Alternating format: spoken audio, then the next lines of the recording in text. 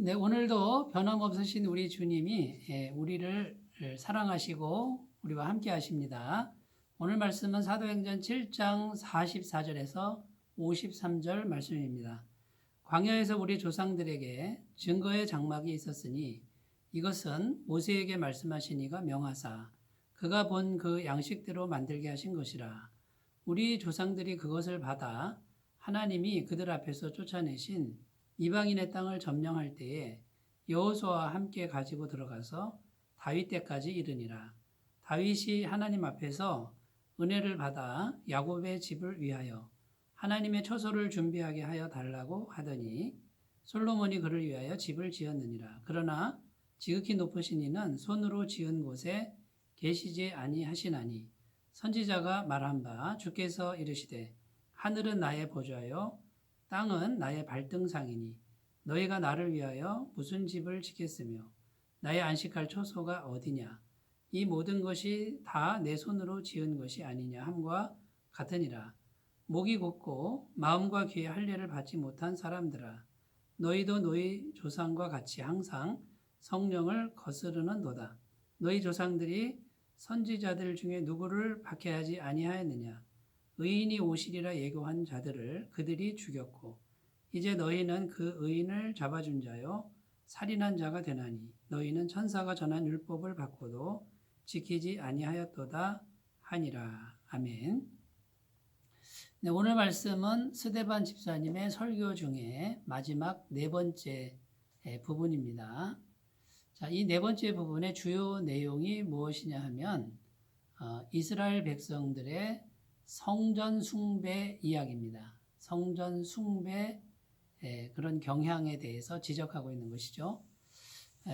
이 이스라엘 백성들에게 있는 이 성전은 오늘 말씀 44절에 보면 증거의 장막이다라는 이런 표현을 볼 수 있는데 광야에서는 천으로 만든 그런 장막이었죠. 오늘 말씀 보면요. 광야에서 우리 조상들에게 증거의 장막이 있었으니 이것은 모세에게 말씀하신 이가 명하사 그가 본 그 양식대로 만들게 하신 것이라. 자, 광야에서는 천으로 만든 집이 성전이었죠. 그런데 이것이 이제 가나안 땅에 들어갈 때까지 존재했습니다. 그리고 제사장들이 이걸 펼쳤다가 접었다가 또 어깨에 메고 등에 메고 옮겨 다녔죠. 그러다가 솔로몬 왕 때에 비로소 이제 건물로 된 성전이 이제 건축이 됩니다. 그런데 이 건물로 된 성전이 이제 계속 같은 자리에 존재하다 보니까 유대인들은 점차로 이 건물 성전을 신성시 했다라는 것입니다. 건물 자체가 신성시 되니까 그 안에서 벌어지는 제사도 신성시 되었고요. 그 건물 자체와 더불어 그 건물 안에서 벌어지는 행위 자체가 곧 하나님처럼 하나님과 비슷한 권위를 가지는 그런 것으로 변질되었다라는 것입니다. 스데반 집사님은 이런 잘못된 신앙을 지적하고 있는 것입니다. 그래서 오늘 말씀 48절에 보면 이렇게 선포하고 있습니다. 그러나 지극히 높으신 이는 손으로 지은 곳에 계시지 아니하시나니 이렇게 말하고 있는 것입니다. 그러니까 건물 성전에 하나님이 갇히시는 분이 아니다. 그 건물 성전을 훨씬 넘어서서 이 우주보다 크신 하나님이신데 그 건물 성전을 신성시하는 것은 잘못이다라고 지적하는 것이고요. 그래서 오늘 주제는 참된 성전, 정말 하나님이 기뻐하시는 참된 성전은 무엇인가 이것에 대해서 함께 생각해 보겠습니다. 첫 번째는요.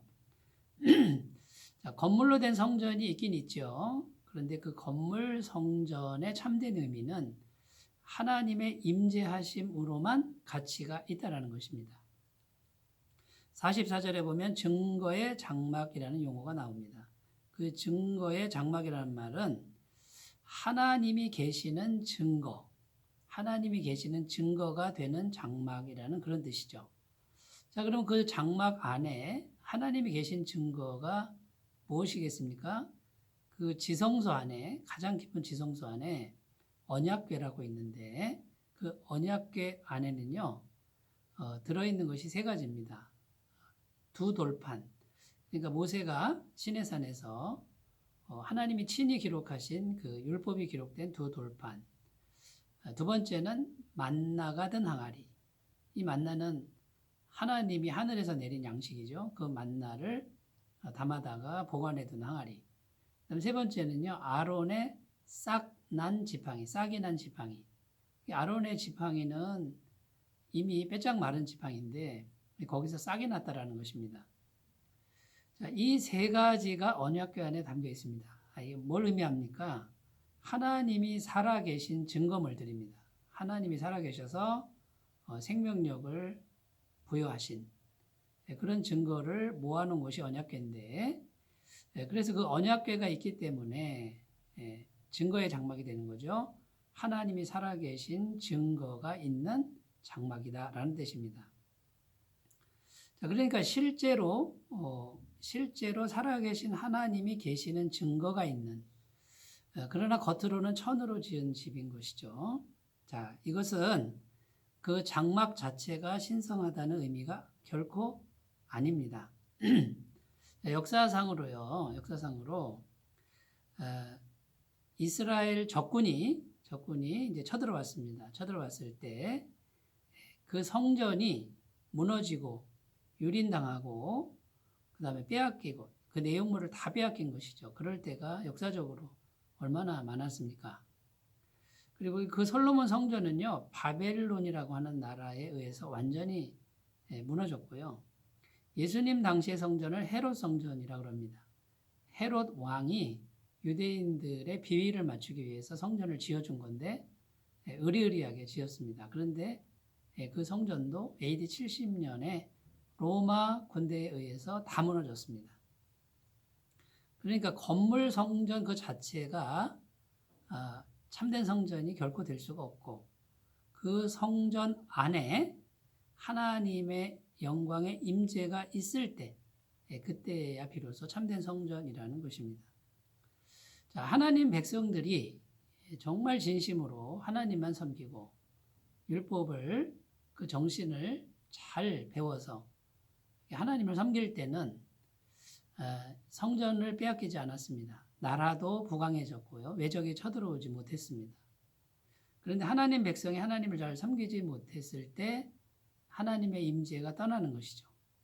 하나님이 임하시는 것이 멈췄습니다. 그때에는 나라도 망하고 성전도 무너지는 이런 비참한 결과를 맞이했다라는 것이 성경에 계속 반복적으로 기록되고 있는 내용입니다. 자, 여러분, 그렇다면 우리는 건물 성전을 어떻게 가꾸어야 하겠습니까? 그 건물 안에, 오늘날로 말하면 교회 안에 하나님이 기뻐하시는 것들로 채워야 될 줄로 믿습니다. 자, 하나님이 기뻐하시는 것은 오직 예수님의 보혈, 완벽한 죄사함과 부활의 진리, 이것을 계속 선포하는 것이고요. 성도님들이 한 분 한 분이 거룩한 삶을 추구하고 또 교회 안에서 오직 겸손함과 순종함으로 하나님을 섬기는 이런 일들을 우리가 해야 될 줄로 믿습니다. 첫 번째, 우리는 건물 성전이 아니라 임재 성전, 하나님이 임재하시는 성전, 이것이 참된 성전이라는 것을 생각해 보았고요. 자, 두 번째, 참된 성전은 무엇인가? 오늘날 참된 성전은 구원받은 성도님들의 몸이라는 것입니다. 고린도전서 3장 16절 17절에 너희는 너희가 하나님의 성전인 것과 하나님의 성령이 너희 안에 계시는 것을 알지 못하느냐. 누구든지 하나님의 성전을 더럽히면 하나님이 그 사람을 멸하시리라. 하나님의 성전은 거룩하니 너희도 그러하니라. 자, 우리 몸이 성전이라고 합니다. 그런데 절대적 조건은 우리 안에 하나님의 성령이 계셔야만 됩니다. 성령이 없으면 그리스도의 사람이 아니라 로마서 8장에 기록되어 있고요. 그러니까 성령이 계시지 않으면 성전도 아닌 것입니다. 자, 성령님은 제 삼위 하나님이죠. 성부, 성자, 성령 제3위 하나님이신데 삼위라 그래서 세 번째란 뜻이 아니라 똑같은 권능과 능력과 계급을 가지신 분입니다. 그러니까 성령님이 계시면 성부, 성자 같이 계신 것과 같습니다. 이 세 분은 절대로 분리될 수 없는 것이죠. 완전히 하나이신 분이죠. 자, 오늘날 성령님이 우리 안에 오셔서 영원토록 내주하십니다. 그 근거는 예수님의 보혈인데 십자가에서 흘리신 피를 믿으면 완벽한 죄사함 이것을 주신다라고 하는 것을 우리가 믿음으로 받아들이면 성령을 받게 되어 있습니다. 사도행전 2장 38절 베드로가 이르되 너희가 회개하여 각각 예수 그리스도의 이름으로 세례를 받고 죄사함을 받으라. 그리하면 성령의 선물을 받으리니. 여기 계속 우리는 회개만 하면 되는데 방향만 돌이키면 다 받는 겁니다. 세례 받고 죄사함 받고 성령의 선물을 받는다. 수동태죠. 여러분 그러므로 받아서 성령을 받아서 우리 몸이 성전되는 이 은혜를 다 누리셨으면 좋겠습니다. 사도 바울도 자신의 몸 안에는 예수님이 늘 계시다고 증언했습니다. 고린도후서 4장 6절에 보면요. 어두운 데서 빛이 비치라 말씀하시던 하나님께서 예수 그리스도의 얼굴에 있는 하나님의 영광을 아는 빛을 우리 마음에 비추셨느니라. 이렇게 말씀하고 있다는 것입니다. 자, 두 번째 참된 성전은 우리들의 구원받은 성도들의 몸이다. 이걸 살펴보았고요. 자, 세 번째 생각할 것은 그러면 건물 성전은 안 지어도 되느냐? 이 문제입니다. 안 지어도 된다 이게 아니고요. 아름답게 잘 지어야 되겠죠. 자, 오늘날 건물 성전의 가치가 있습니다. 건물 성전에 사람들이 모이기 때문에 모일 때 우리는 모일 때 연합이 되고 모일 때 하나가 되는 것이죠. 여러분 그러므로 초대교회 성도님들은 모이기를 힘썼다 이렇게 기록합니다. 히브리서 10장 24절 25절 서로 돌아보아 사랑과 선행을 격려하며 모이기를 패하는 어떤 사람들의 습관과 같이 하지 말고 오직 권하여 그날이 가까움을 볼수록 더욱 그리하라.